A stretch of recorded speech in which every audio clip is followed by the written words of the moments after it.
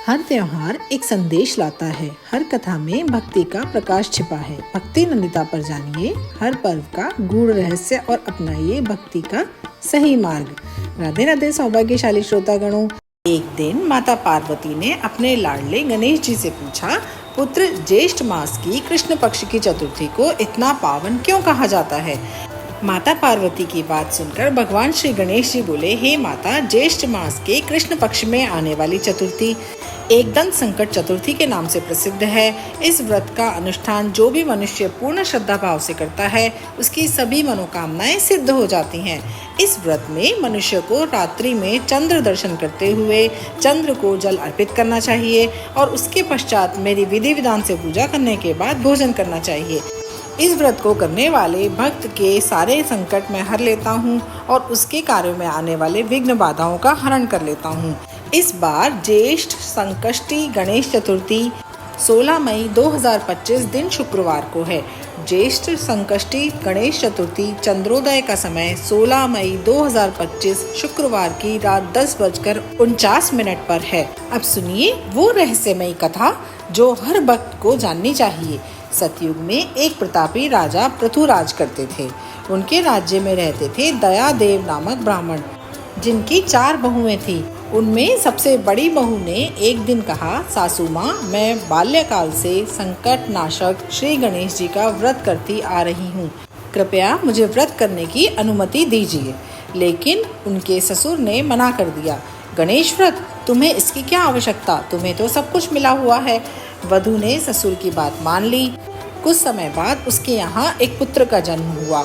जब वह पुत्र बड़ा हुआ तो उसका विवाह का शुभ दिन आया। ऐसी शुभ घड़ी में एक अनहोनी हो गई। दूल्हे का अपहरण हो गया और साथ ही साथ उसके पति का भी अपहरण हो गया। मंडप में मातम छा गया। बहू चीख पड़ी। ये सब उस व्रत को तोड़ने का फल है। अब शुरू हुआ सच्चा तप और श्रद्धा का अध्याय। वो बहू हर महीने संकट नाशक चतुर्थी का व्रत करने लगी, आस्था में लीन हो गई। और फिर एक दिन एक ब्राह्मण के रूप में भगवान गणेश स्वयं उसके द्वार पर भिक्षा मांगने पहुँचे। बहू ने श्रद्धा से उनकी सेवा की, भोजन करवाया, वस्त्र आभूषण भी अर्पित किए।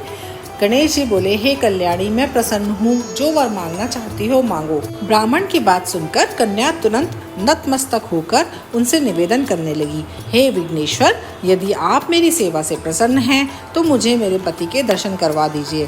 कन्या की याचना सुनकर गणेश जी ने कहा, हे मधुरभाषिनी, जैसा तुम चाहती हो वैसा ही होगा।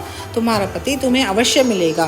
कन्या को इस प्रकार मनोवांछित वर प्रदान करके भगवान गणेश जी अंतर्ध्यान हो गए। कुछ समय पश्चात कन्या का पति अपने बेटे को लेकर पुनः अपने घर वापस आ गया।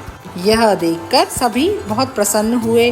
सभी स्वजनों की उपस्थिति में विवाह कार्य विधि विधान से संपन्न किया गया।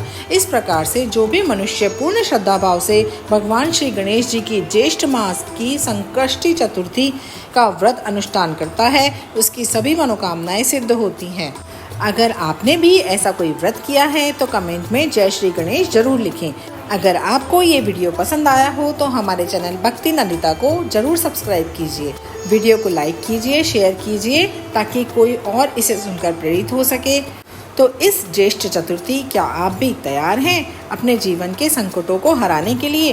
व्रत कीजिए श्रद्धा से, आस्था से, गणेश जी के नाम से। जय श्री गणेशाय नमः। धन्यवाद।